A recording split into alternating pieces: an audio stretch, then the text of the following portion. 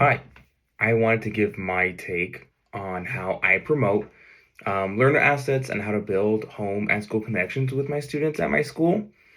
And I think the first step is to have culturally responsive teaching. And I just think that EL students come from all around the world, and we need to realize, as teachers, we need to realize that it is likely due to these cultural differences that tell the tale about why EL students have been classified as ELs. And these dynamics at home may have created an environment in which these students may not receive full English support outside of the classroom.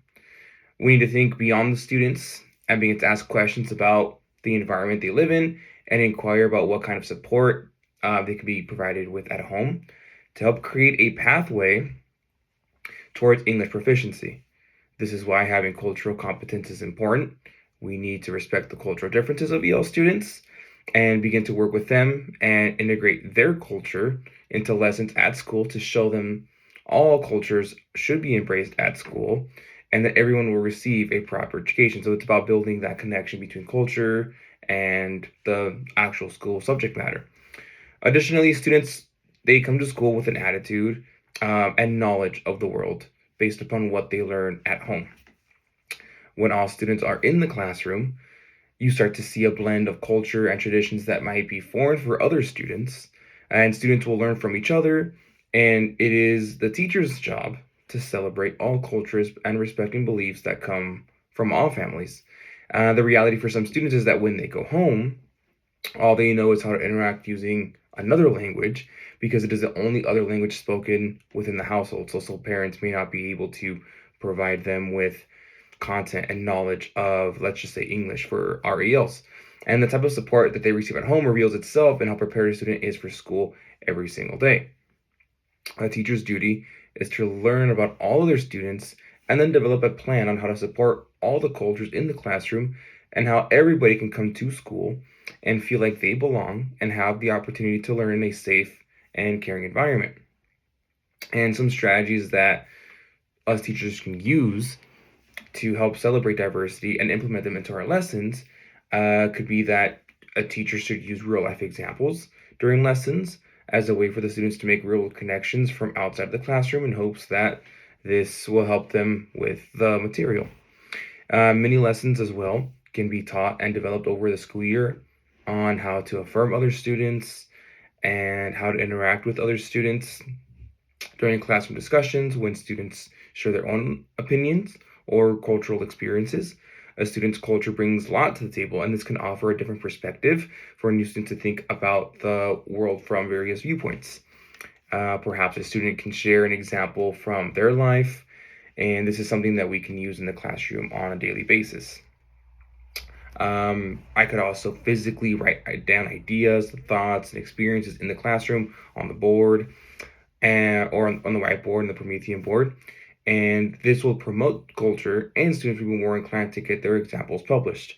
A student gets a very positive feeling when they're affirmed, when their ideas, beliefs, and experiences are out for the other students to see. They really benefit. They really feel like they are being cared for, like their opinions matter, and then this will trickle along towards the other students as well.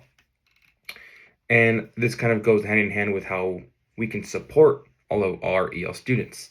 ELD is a very small class, and the students in that class start to really become a family because they're working towards a very common goal, which is taking their reclassification exams. Students in upper elementary are already aware of the reclassification exam and that they need to take, and that they have been in ELD for some time now. So a lot of these students know about the reclassification exam, and they've also been in the ELD class for some time now. So they're going to see similar content year by year. And what will change with the times is their social emotional needs. So that's kind of what changes the content, especially then when they're in third, fourth, fifth grade. The content tends to be the same every single year because it's the same test.